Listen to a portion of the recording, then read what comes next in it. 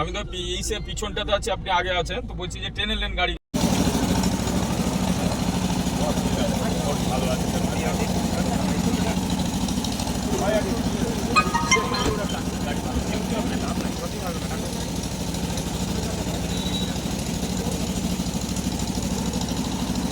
ইচ্ছাকা জল ভরে জল মেরে দিয়েছে।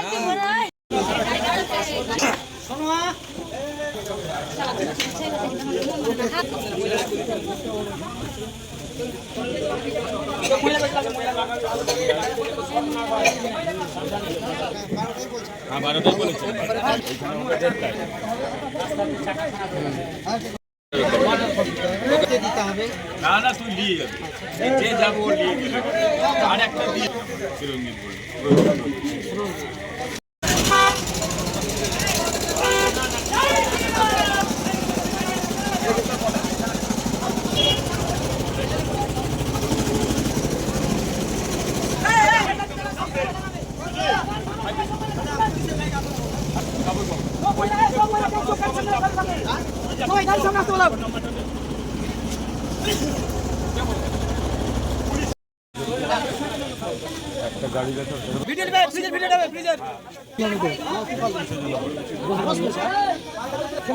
কজন আছে সামনে? সামনে দুজন পুলিশ আসছে, অনেক সময় রাজগুলো হয়ে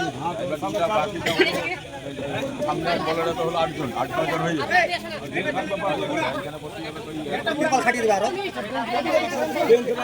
আরে জেনারেটরের ধোঁয়া পড়াবে না, বুঝলি? কোন দিকে রাখবি? লোক বসাবি কোথায়?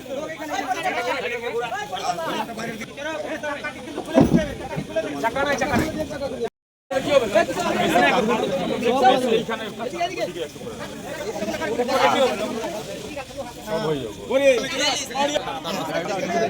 ড্রাইভার করে তোর কোচিং সেন্টার দেখে নেই, গাড়িটা এসে রাখা, তাদের জাম্পিং করবে, বাঁচতে হবে।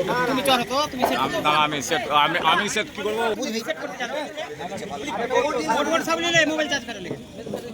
কোনটাতে দেখে দাও।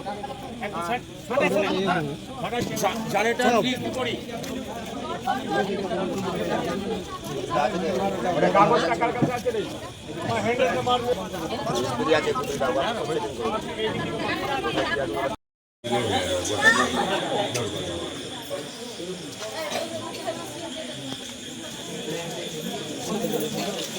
ওগুলো তো সব আছে কাগজপত্র ওর কাছে টোটালটা।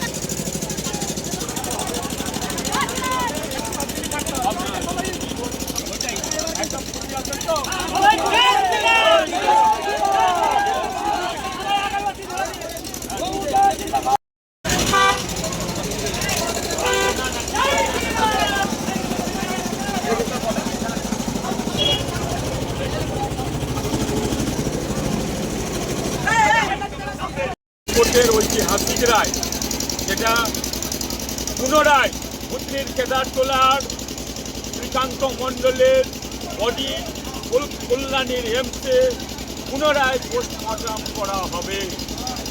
এটা প্রেম কুমার মণ্ডলের পরিবারের যেরকম খবর, ওটা ভুতনিবাসীর ঐতিহাসিক জয়।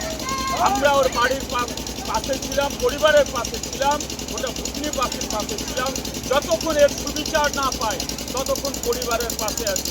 আজকে পুলিশ তত্ত্বাবধানে এই ভুতনির কেদারতলা থেকে শ্রীকান্ত মণ্ডলের বডি এমসের উদ্দেশ্যে রওনা হবে এবং সেখানে তার পরিবারের পাশে এবং গোটা ভুতনিবাসীর সাথে থেকে তাকে সহযোগিতা করা, উৎসাহ জোগানো যে এর শ্রীকান্ত মণ্ডল আত্মার যেরকম শান্তি পাবে, পাশাপাশি শ্রীকান্ত মণ্ডলের বাবা অর্থাৎ প্রেম কুমার মণ্ডলের পরিবার তার সুবিচার পাবে, গোটা ভুতনিবাসীর সুবিচার পাবে।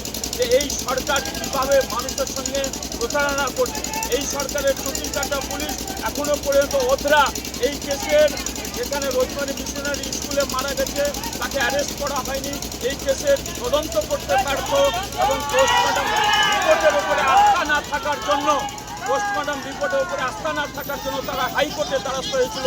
আর কলকাতা হাইকোর্ট তাদের একটা ঐতিহাসিক রায় দেয় যে পুনরায় এই কেদারটোলার শ্রীকান্ত মণ্ডলের বডি কল্যাণী এমসে তার পুনরায় পোস্টমর্টম হবে এবং এর উপরে নির্ভর করবে বাকি তদন্তগুলো।